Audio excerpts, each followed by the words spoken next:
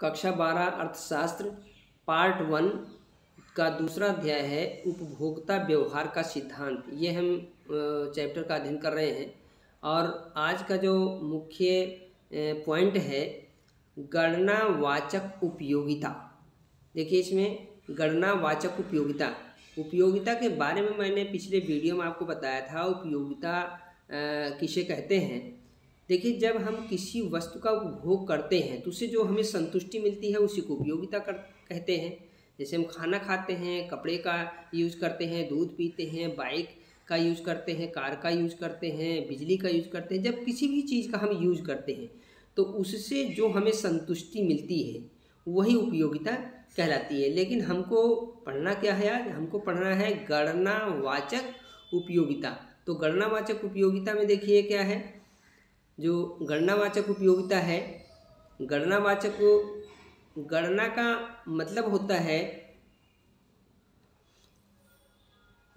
मतलब होता है जिसकी गणना की जा सके। तो उपयोगिता, चूँकि उपयोगिता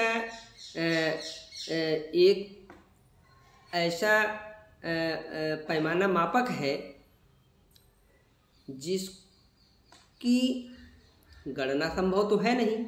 मान लीजिए अगर हम 1 केला खाते हैं, 2 केला खाते हैं, 3 केला खाते हैं तो हम उसकी संख्या तो ज्ञात कर सकते हैं, लेकिन उससे हमको कितना लाभ मिला, कितना फ़ायदा हमको हुआ, उसकी गणना तो करना संभव नहीं है।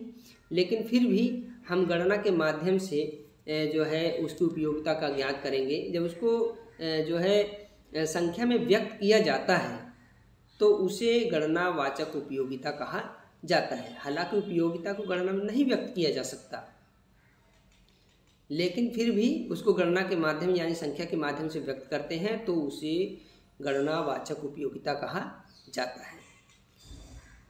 अब इसमें देखिए गणनावाचक उपयोगिता का जो विश्लेषण है उसमें आप देखेंगे गणनावाचक उपयोगिता विश्लेषण की मान्यता है कि उपयोगिता के स्तर को संख्याओं में व्यक्त किया जाता है। हालांकि उपयोगिता को व्यक्त नहीं किया जाता, लेकिन यह संख्या में व्यक्त करते हैं तो हम उसे क्या कहते हैं? गणनावाचक उपयोगिता कहते हैं। उपयोगिता के स्तर को संख्याओं में व्यक्त किया जाता है। उदाहरण के लिए एक कमीज से प्राप्त उपयोगिता को माप सकते हैं। हालांकि एक कमीज से हमको कितनी उपयोगिता मिल रही है ये एक जटिल जो है प्रश्न है, एक जटिल चीज़ है, इसको व्यक्त नहीं किया जा सकता। लेकिन फिर भी अगर हम उसको संख्या में व्यक्त करते हैं तो उसे गणनावाचक कहते हैं। ये आपको मान के चलना है। एक कमीज से प्राप्त उपयोगिता को हम माप सकते हैं और कहें कि यह कमीज मुझे 50 इकाई उपयोगिता प्रदान करती है। अगर हम कमीज का यूज़ करते हैं और कहते हैं कि 50 इकाई के बराबर हमको उपयोगिता मिल रही है तो उसी गणनावाचक उपयोगिता हो जाती है। इसमें देखिए 2 चीज़ें और महत्वपूर्ण है। इसके लिए उपयोगिता के 2 महत्वपूर्ण मापों को जानना जरूरी है। इसमें पहला है कुल उपयोगिता और दूसरा है सीमांत उपयोगिता का ज्ञान। ये 2 चीज़ें आप जानेंगे तभी आप गणनावाचक उपयोगिता का विश्लेषण कर सकते हैं, तभी आप उसको जान सकते हैं। मैंने पिछले वीडियो में सीमांत उपयोगिता बताया था, आज भी आप इसमें देखेंगे। तो सबसे पहले इसमें दोनों को समझ लेते हैं। पहला है हमारा कुल उपयोगिता। पहला क्या हमारा है? कुल उपयोगिता। देखिए जो कुल उपयोगिता है, कुल उपयोगिता का डायग्राम पिछले एक साड़ी बना के मैंने बताई थी। तो कुल उपयोगिता बराबर क्या होता है? TU। कुल उपयोगिता को TU कहते हैं। तो TU बराबर होता है AU और गुणा L। AU गुणा L यानी औसत उपयोगिता और गुणे साधनों की इकाई जो होती है वो कुल उपयोगिता के बराबर होती है। इसमें एक डायग्राम को द्वारा आप समझ लीजिए। देखिए जो कुल उपयोगिता है, जैसे मान लीजिए एक, यहाँ देखिए जो हमारा कुल उपयोगिता है, मान लीजिए साधनों की इकाई, जैसे मान लीजिए हम केला 1 खाते हैं, 2 खाते हैं, 3 खाते हैं, तो साधनों की इकाई, साधन 1, 2 और 3, ये साधनों की इकाई हो गया। यानी जो चीज़ हम यूज कर रहे हैं उसको हम व्यक्त कर सकते हैं 1, 2, 3। 1 केला खाया, 2 केला खाया, 3 केला खाया, तो ये हमारा क्या हो गया? L। ये हमारा क्या हो गया? एल हो गया। और दूसरा हमारा क्या हो जाएगा, टी यू हो गया। तो टी यू में क्या होगा, एक केला खाने से हमें कितना मिलता है, 20 के बराबर मिलता है कुल उपयोगिता। 2 केला खाने से 30 के बराबर मिलता है। 3 केला खाने से क्या मिलता है, 3 केला खाने से हमको मिलता है 40 के बराबर। तो अब आप देखिए इसमें क्या होता है कि ए टी यू और हमको निकालना है ए यू। क्या निकालना है, ए यू निकालना है। यानी हमको जो है हमको औसत उपयोगिता निकालना है। तो औसत उपयोगिता निकालने के लिए क्या करते हैं, औसत उपयोगिता निकालने के लिए टी यू इंटू एल क्या करेंगे, इसमें टी यू इंटू एल कर देंगे। तो टी यू इंटू एल कर देंगे तो देखिए औसत जो हमारा उपयोगिता है, पहली इकाई से औसत उपयोगिता हमारी 20 हो जाएगी, दूसरे से हमारी 15 हो जाएगी, ठीक हो गया। और तीसरी से हमारी क्या हो जाएगी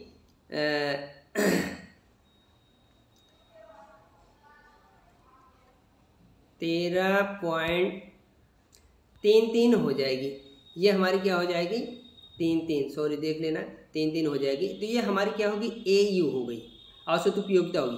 तो इसमें टोटल जो हमारी यूटिलिटी है, यानी जो हमारी कुल उपयोगिता है, कुल उपयोगिता क्या कह रहा है, टी यू बराबर ए यू गुणा एल, टी यू बराबर ए यू गुणा एल। ए यू क्या हो गया, ए यू और गुणा एल। यहाँ देखिए ए यू और ये गुणा एल देखिए, तो ए यू हमारा हो गया और यहाँ पे गुणा एल हो गया। तो ये यू गुणा एल कर देंगे तो इसका मतलब हो गया 20 का 1 गुणा करेंगे तो इसमें जो है टोटल यूटिलिटी हमारी 20 आ जाएगी। 15 का 2 गुणा करेंगे 30 आ जाएगी। 13.33 का करेंगे तो हमारी 40 आ जाएगी। तो इस तरह से कुल उपयोगिता जो होती है, इसमें देखिए सूत्र दिया हुआ है टी यू बराबर ए यू गुणा एल। तो ये हम कुल उपयोगिता इस तरह से ज्ञात कर सकते हैं, जैसा मैंने पिछले वीडियो में बताया था। तो अब यहाँ पे उसको सबको डिफाइन करके ही बताया हुआ है, इस चीज़ को आप ध्यान से देख लीजिए। जो मेन पॉइंट था वो मैंने आपको बता दिया है। अब इसमें देखिए क्या है, अब इसमें जो हमारा अगला पॉइंट है सीमांत उपयोगिता। हालांकि सीमांत उपयोगिता के बारे में भी मैंने आपको बताया था। सीमांत उपयोगिता का जो सूत्र है एम यू यानी मार्जिनल यूटिलिटी, इसका जो सूत्र है वो है एम यू एन बराबर T U N minus T U N minus 1 कोष्टक में। ये हमारा सीमांत उपयोगिता है। सीमांत उपयोगिता का एक डायग्राम मैंने पीछे बताया था, उसको आप अगर ध्यान से देख लेंगे तो वो आपको आसानी से प्राप्त हो जाएगा। तो इसमें देखिए जैसे इसमें भी अगर हम देखना चाहें तो देख सकते हैं। मैंने उस दिन बताया था सीमांत उपयोगिता कैसे होती है। सीमांत उपयोगिता का डिफाइन करके दिया हुआ एक डायग्राम, इसमें से सारणी देख लीजिए एक।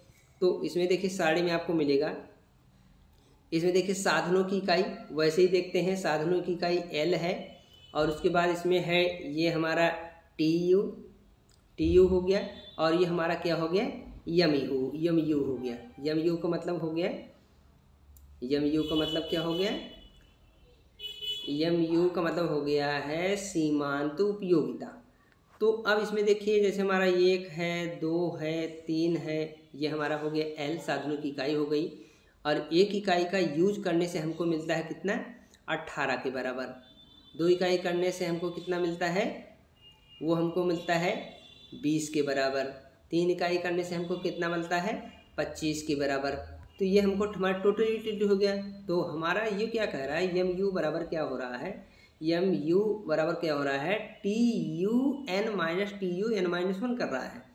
तो अब इसमें देखिए ये तो हो जाएगा हमारा 18। एम यू पहली इकाई कितना एम यू हो गया 18 हो गया। टी यू एन माइनस 1 तो 20 में से 18 गया तो ये देखिए हमारा कितना हो जाएगा, ये हो जाएगा 2। और फिर उसके बाद 25 में से 20 गया तो ये हमारा हो जाएगा कितना 5 हो जाएगा। ये हमारा सीमांत उपयोगिता है। ये हमारा कितना है सीमांत उपयोगिता है। सीमांत उपयोगिता का मतलब ये है जो हमारे टी यू टोटल यूटिलिटी है उसकी पहली जो इकाई है दूसरी इकाई से माइनस करते जाएंगे तो हमारा जो है सीमांत उपयोगिता प्राप्त हो जाएगी। तो ये सीमांत उपयोगिता, ये देखिए जो सीमांत उपयोगिता है और जो कुल उपयोगिता है, ये 2 चीज़ें आपको जानना है। तो इन चीज़ों को अगर आप जान लेंगे तो इसका मतलब है कि ये जो व्यक्त किया जा रहा है यही गणनावाचक उपयोगिता का विश्लेषण है। इससे हम किसी भी वस्तु का यूज करते हैं जो हमको उपयोगिता मिलती है तो उसको इस तरह से गणना के माध्यम से हम व्यक्त कर सकते हैं। तो इसको जो है, अथवा इसका एक सूत्र होता है डेल टी यू और अपान डेल एल, ये नीचे दिया हुआ है del T U del L. तो इस चीज़ को आप आसानी से देख सकते हैं।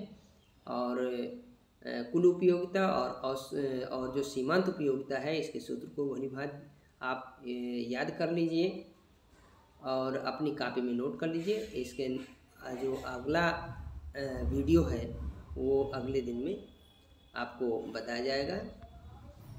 आज यहीं पर कार्य ख़त्म होता है। Thank you.